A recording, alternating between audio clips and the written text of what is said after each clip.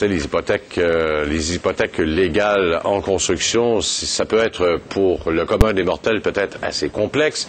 Même, il est intéressant de se comparer aux autres. Parfois, en se comparant, on se console. Maître Guy Gillin est co-auteur du livre de Construction Hypothèque. Il va essayer de nous démystifier le tout ce matin. Maître Gillin, bonjour. Bonjour. Pourquoi avoir écrit le livre des hypothèques en construction, les hypothèques légales? Parce que c'est une des pierres angulaires de la construction. Je me plais à dire qu'un entrepreneur ou une personne qui a participé à la construction d'un immeuble le fait avec grand plaisir pour voir la beauté de son ouvrage, mais avec grande joie, il l'est payé. Et l'hypothèque de la construction constitue le meilleur mécanisme pour s'assurer d'être payé. Bon.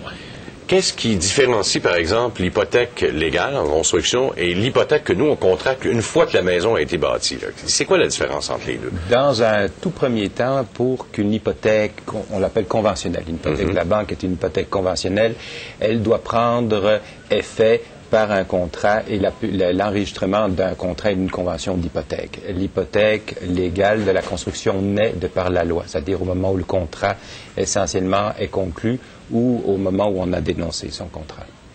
C'est quoi la différence qui existe entre le Québec, par exemple, et les autres provinces, ou peut-être même en Amérique du Nord? Les pratiques sont différentes ou pas? Oui, les pratiques sont différentes. Essentiellement, dans les autres provinces, on a un mécanisme de trustee ou de fiduciaire qui va gérer les sommes, les distribuer. Et il y a un mécanisme qui fixe de façon définitive la fin des travaux. Ici, ces mécanismes ne sont pas impliqués. Par contre, la mécanique de naissance de l'hypothèque légale est beaucoup plus simple. Ah oui? Oui. Pourquoi? Parce que on libère plus facilement les créanciers à la fin de tout, là, une fois que la clé est remise au nouveau propriétaire ou quoi? Non. Ici, le mécanisme va être peut-être à la fin des travaux va être un peu plus lourde, entre autres pour savoir déterminer quand arrive la fin des travaux. Ça, c'est je dirais, une lacune qui existe dans notre Code civil que nous n'avons pas dans les autres provinces. Bon, alors s'il y a des rénovations à faire parce que le client n'est pas nécessairement satisfait de la construction, est-ce qu'on considère que la construction est terminée ou pas? C'est un peu ce que vous nous dites. C'est exactement ça. Alors qu'ailleurs, ça n'existe pas, ça. Exactement. Ailleurs, de façon presque contractuelle, il y a la nomination d'un tiers qui va définir la date de la fin des travaux et cette date est publiée dans des journaux. Tandis qu'ici, la date des travaux, c'est essentiellement quand tous les items de la construction ont été exécutés, sauf les déficiences. Sauf les déficiences, bien entendu. Alors ça, c'est ce qui ferait partie fort probablement de la garantie ou ces choses-là. Exactement. Alors, est-ce que ça s'applique autant dans la construction résidentielle que dans la construction commerciale ou c'est strictement... Tout à fait. C'est la même chose aussi les deux? Bien dans la construction commerciale, industrielle que résidentielle.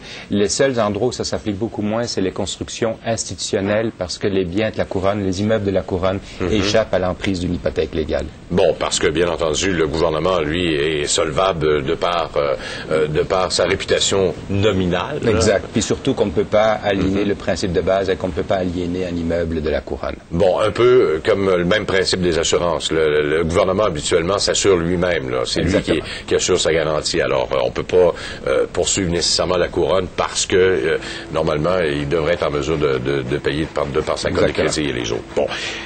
Pour nous, là, simples mortels, là, qui agissons, par exemple, on va amener ça un petit peu plus terre à terre, on se fait construire une maison. Oui. Habituellement, il y a des débours qui se font à partir de l'hypothèque directement à partir de la banque vers le contracteur. Oui. Est-ce que c'est là qu'entre en jeu l'hypothèque légale ou si c'est un autre mécanisme qui fait que le constructeur, lui, se fait financer autrement pour être capable de la construction? Le mécanisme que vous appelez le débours directement par la maison prêteuse, la maison